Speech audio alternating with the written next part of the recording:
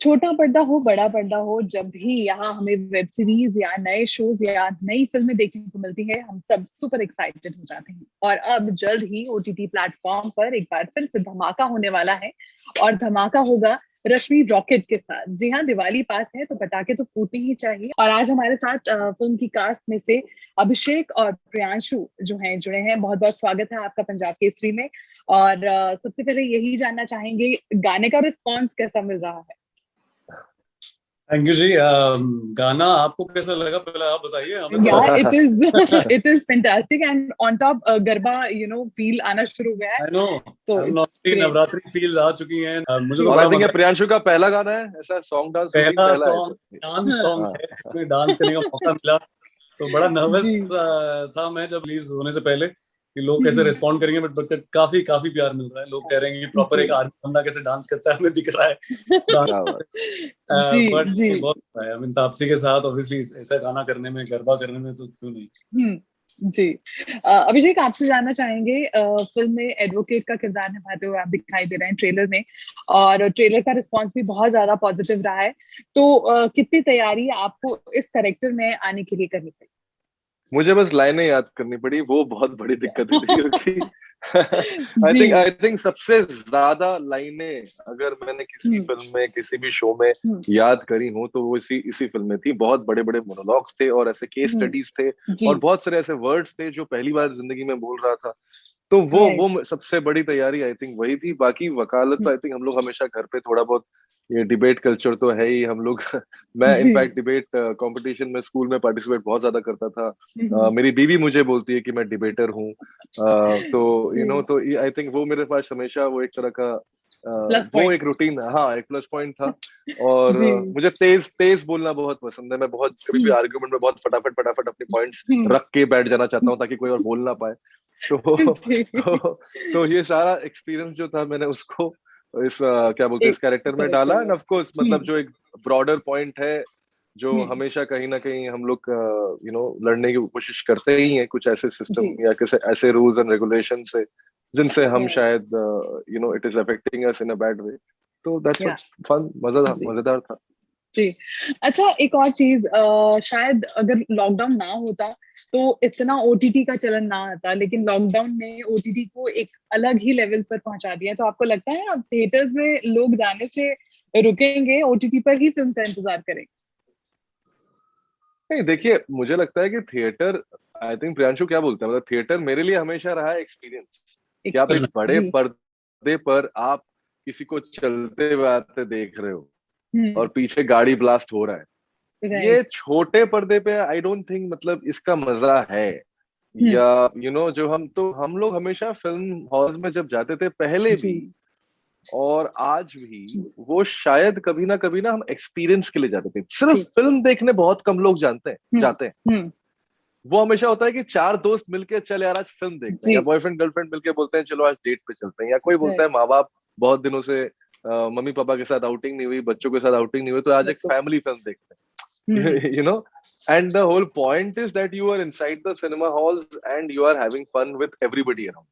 तो जो community viewing है, जैसे स्पोर्ट्स अकेले देखने में बड़ा बोरिंग हो जाता है, आप चाहते हो कि फाइनल मैचेस दोस्तों के साथ देखो, वैसे ही वो एक एक्सपीरियंस है।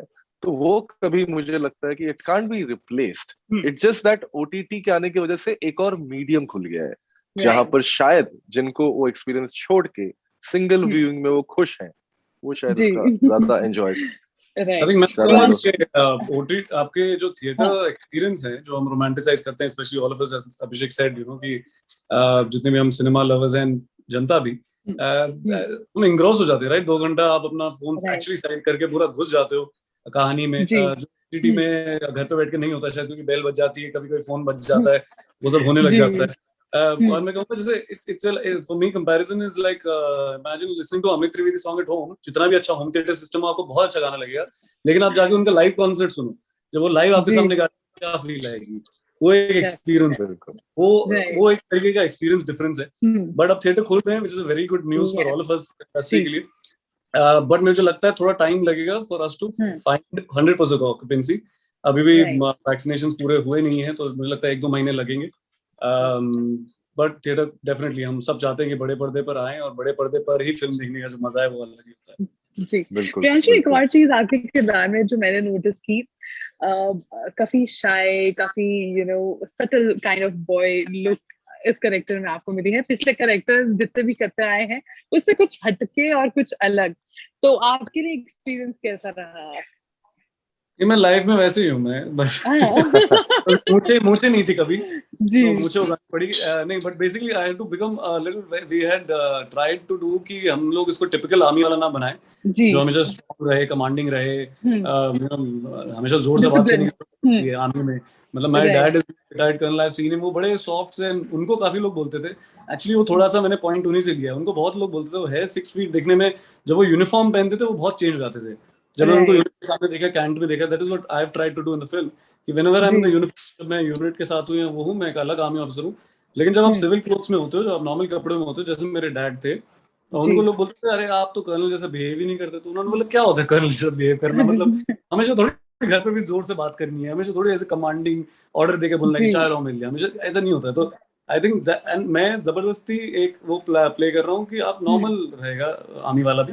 इनफैक्ट ये थोड़ा फनी भी है, क्वर्कीनेस है इसके अंदर, स्वीट सा है, शाय है, रोमांटिकली भी आए, कभी भी शायद ढंग से नहीं बोलना आता होगा इसको, तो इस तरीके का कैप्टन गगन है जो सपोर्ट करता है रश्मि जैसे एक बहुत बड़े स्ट्रॉन्ग कैरेक्टर को, और हम साथ साथ, तो इसलिए वो बैलेंस आउट होती है। Right.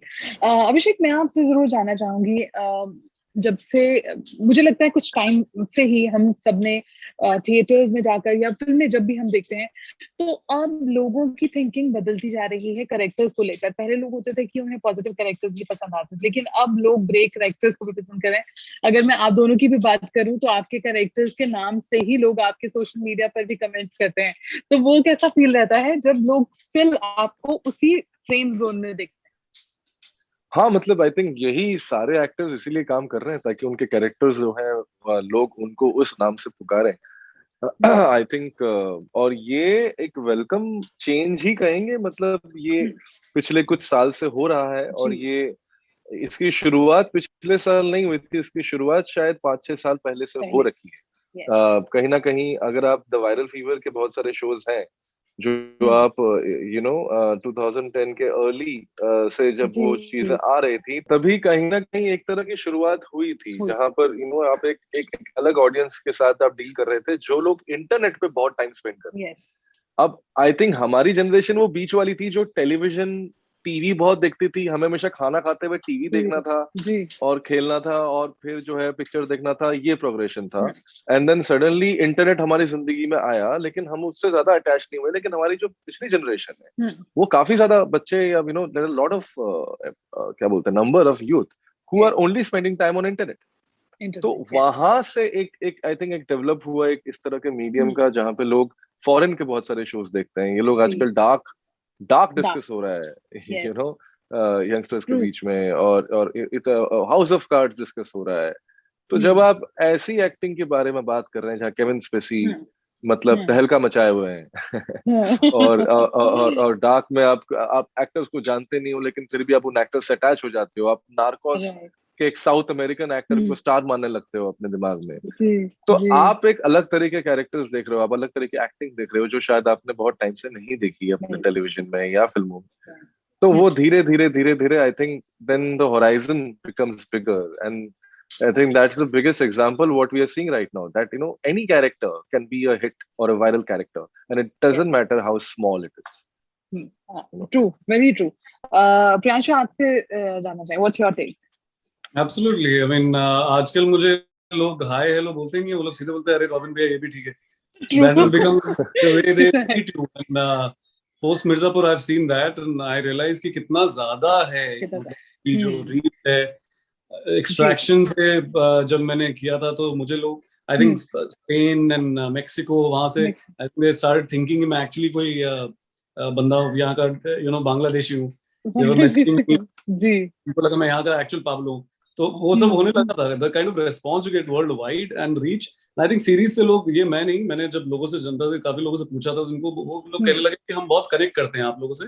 I think it's because journey दिखती है कैरेक्टर की थ्रू आउट ड्यूरिंग 8 एपिसोड जब आप देख रहे होते हो एक कैरेक्टर को compare to a 2 hour film. तो देन ज्यादा कनेक्शन बैठ जाता है, लोग वापस जाके भी देखते हैं, सीजन 2 से पहले सीजन 1 जाके देखते हैं, वो ज्यादा आपको ऐसे रिलेटिवली कनेक्शन होता है। तो मुझे लगता है एक रीच तो बहुत ज्यादा है, अब हम ज्यादा कनेक्ट करने लग गए हैं, पर इसी से अब चैलेंजिंग भी हो गया है, क्योंकि अब आप ग्लोबल मार्केट में हो, आपके जो कंटेंट है वो बाहर देखा जा रहा है, हम बाहर का जो कंटेंट कंज्यूम कर रहे हैं, तो अब हमें एक्सपेरिमेंट करना है, एक्सप्लोर करना है, हम सिर्फ एक ही तरीके की अपनी स्टीरियोटाइपिकल कहानियां नहीं बता सकते, इसीलिए नए नए तरह के कैरेक्टर्स बन रहे हैं। इसलिए all of us I think are in a very lucky space कि हम लोग as actors are able to, not just us, I think the writers and the directors also, वो लोग भी अभी बहुत एक्सप्लोर कर पा रहे हैं, एक्सपेरिमेंट कर पा रहे हैं, which is a great boom. And I also feel कि बिकॉज ऑफ वेब और ये बूम की वजह से अब फिल्मों को और थिएटर्स को भी अब कहानियों में एक्सपेरिमेंट करके अच्छी तरीके से कहानी अब हीरो बन गई है मेरे लिए। आई थिंक कोई भी एक टिपिकल नहीं है, अब कहानी हीरो है, चाहे वो अब थिएटर में हो या वेब में। राइट एंड अगर बात करें इस कैरेक्टर की, तो how you landed into this character, was you the first choice for the makers? मैं तो यही सोचना चाहूंगा कि मैं बट मुझे नहीं पता, मैंने पूछा भी नहीं, और आकाश ने मुझे मैसेज किया इससे पहले।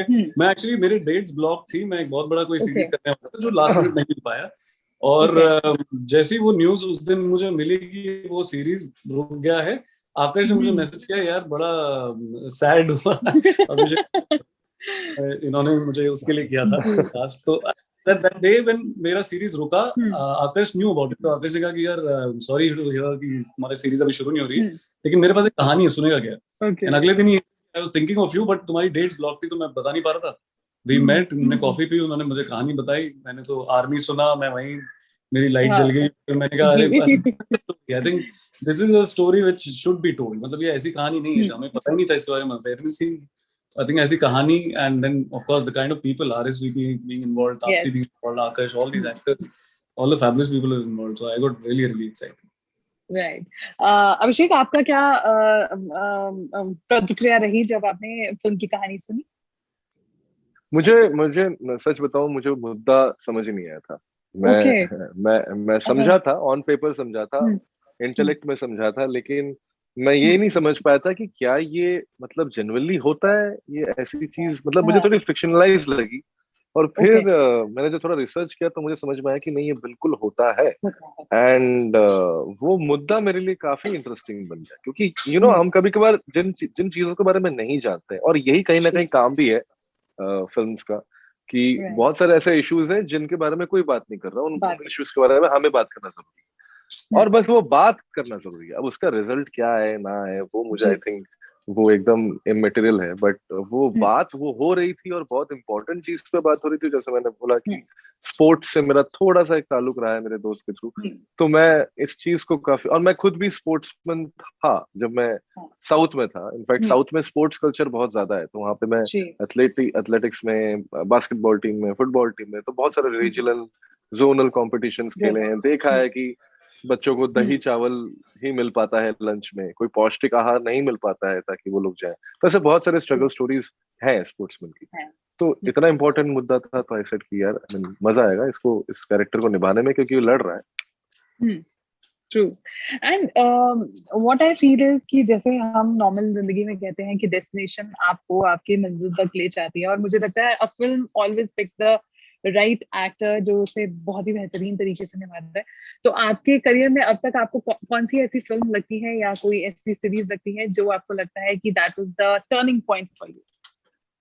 मेरी बात कर रही हैं आप? जी। टर्निंग पॉइंट तो स्त्री थी, क्योंकि उस फिल्म के बाद लोगों को ये लगा कि हाँ ये एक्टिंग कर सकता है। उससे पहले मैं सिर्फ एक कास्टिंग डायरेक्टर था, और लोगों को लगता था कि अच्छा पता नहीं कर पाएगा नहीं कर पाएगा। लेकिन मेरे कुछ अच्छे दोस्त थे जिन्होंने हमेशा मुझे मोटिवेटेड रखा, तो मैं वो स्त्री आई थिंक टर्निंग पॉइंट थी। और turning point in terms of कि जिसे कहते हैं एक मास अपील या लोगों के जानने के मामले में, आई थिंक वो हथौड़ा त्यागी था। क्योंकि आज भी जब मैं बाहर जाता हूँ तो लोग मुझे हथौड़ा ही बुलाते हैं, कोई अभिषेक बुलाता नहीं। So it's incredible. और पता नहीं पुलिस वालों को मुझसे बहुत प्यार है। मैं बहुत बार देखा कि पुलिस वाले मुझे वो बहुत ज्यादा पहचानते हैं, अरे तुम तो वही हो ना। तो कहीं मुझे लगता है कि उनको एक क्रिमिनल पसंद आ गया। राइट। एंड प्रियांशु, आप क्या कहना चाहोगे? आपके लिए कौन सा ऐसा किरदार था जो डेफिनेटली आई थिंक मेरे पड़ाव, अगर मैं बोलूंगा स्टेप्स वाइज, तो भावेश जोशी वाज वन, एक breakthrough performance in film बोल सकता हूँ जो स्पेशल रही है, जिससे एटलीस्ट इंडस्ट्री ने सडनली आपको एक रेस्पेक्ट दिया, हर प्रोड्यूसर डायरेक्टर से जिनसे मिला वो जानने लगे आपको, आपकी परफॉर्मेंस को तारीफ करने लगे, प्यार देने लगे, ऑडियंस से भी जिन्होंने देखी थी फिल्म। तो वो एक, मैं कहूँगा, एक opening the doors to all the offices जैसे कहते हैं, कि ब्रेक थ्रू हुआ। बट वहां से हर पड़ाव, जैसे भाई ने बोला, अभिषेक ने बोला कि इनका हथौड़ा था, तो अब मेरे लिए वही मिर्जापुर के बाद जब रॉबिन भैया करके अब तो मैं कुछ भी फोटो डाल दें तो अब उसमें 500 कमेंट्स है, ये भी ठीक है, ये भी ठीक होता है, तो अब ये भी अच्छा है बोल दो, अब ये भी बोल दो, हो गया।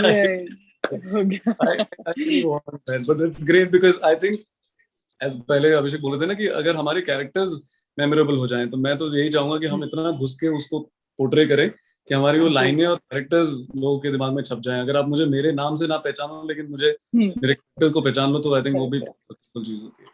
Right. And lastly, I want to know कि क्या मैसेज खास स्पोर्ट्स जो बच्चे जो इन्वॉल्व हैं स्पोर्ट्स में या स्पोर्ट्स की तरफ जाना चाहते हैं, या फिर ऑल इन ऑल क्या मैसेज आप जो है फैंस को देना चाहेंगे रिगार्डिंग दिस फिल्म? मैं बस ये कहूंगा कि I think mostly the film actually है तो विमेन एथलीट के जेंडर टेस्ट के मुद्दे के ऊपर, तो आप देखेंगे उसके बारे में अवेयरनेस होगी लोगों को। अगर लोग हमारे फिल्म पे सवाल उठा के गूगल भी करते हैं इसके बारे में, तो मुझे लगता है अच्छा किया हमने कि उनको जाके बोला कि जाओ आके देखो इसके बारे में, पढ़ो इसके बारे में, वो तो होगा ही लगता है। लेकिन उसके अलावा एक कहानी है लड़ाई की, कि जब आप गिर जाते हो, आप जब एक पड़ाव चढ़ रहे होते हो, आप अपने करियर में चाहे जिस भी फील्ड में हो, स्पेशली स्पोर्ट्स भी है, मैं तो करता हूँ किसी भी फील्ड में, एक्टर्स हम लोग भी यही करते हैं, हम बस भागते रहते हैं, लड़ते रहते हैं हर चीज से, पर जब आप कभी कभी गिरते हो बहुत जोर से और फिर आप हार मान रहे होते हो, तो मैंने यही लिखा भी था किसी जगह कि फिर उसके बाद अगर आप उठे और आपने स्ट्रेंथ गेन करी, तो तब आप फिर दौड़ोगे नहीं, फिर आप उड़ोगे। और वो हम कहते हैं कि रॉकेट की तरह फिर जब अगर आप उड़ोगे, तो उसके लिए थोड़ा सा हार के गिरो और फिर एक बार उड़ो। तो ये चीज आपको आई थिंक एक सीख मिल सकती है रश्मि रॉकेट से। राइट। अभिषेक, आपका क्या मैसेज रहेगा फैंस के? बिल्कुल मिलता जुलता जवाब दूंगा, लेकिन यही है कि आई थिंक रेजिलियंस की कहानी है, कि हम जिंदगी में बहुत सारे ऐसे माहौल और ऐसे मोमेंट्स में गुजरते हैं जहाँ पे हमें लगता है कि हम ठीक है, लेकिन हम सोसाइटी के प्रेशर में उस चीज से लड़ना नहीं चाहते। और मैं सिर्फ ये नहीं बोल रहा हूँ कि आपको सिस्टम, कोर्ट, कभी कभार सिर्फ परिवार से लड़ना पड़ता है, लेकिन वो लड़ाई लड़ी नहीं जा पाती है।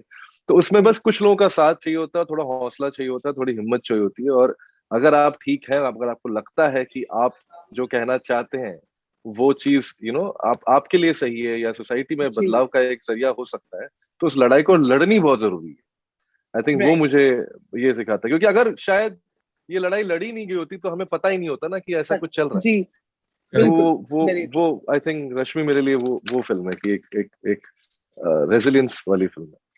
तो जो हमारी टैगलाइन तो आई थिंक ट्रेलर में भी एंड में बोला है, बिल्कुल हार जीत तो परिणाम में, कोशिश हमारा काम है। राइट। चलिए, we wish you very good luck and उम्मीद करते हैं रॉकेट की तरह ही ये फिल्म जो है उड़ती जाए और लोगों को खूब पसंद आए। Wish you very good luck. Thank you so much. Thank you. Bye bye.